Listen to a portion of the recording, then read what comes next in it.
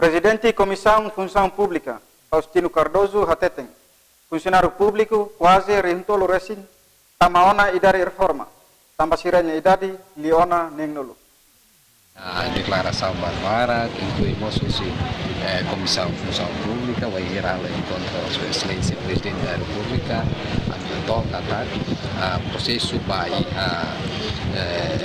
política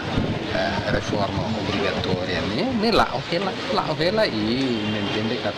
Conselho de Ministros nos aprova que uma proposta com a pedido,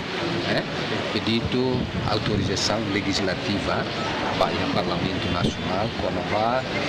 questão de limitação de idade efetivo serviço da função pública.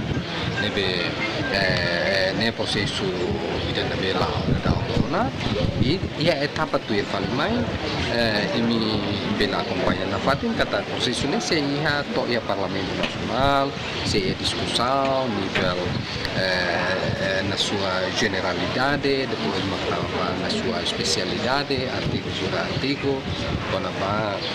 pedido autorização legislação atumine com competência para o governo ou de regula ou de define quando idade limite de serviço efetivo e ao mesmo tempo condição social nível idade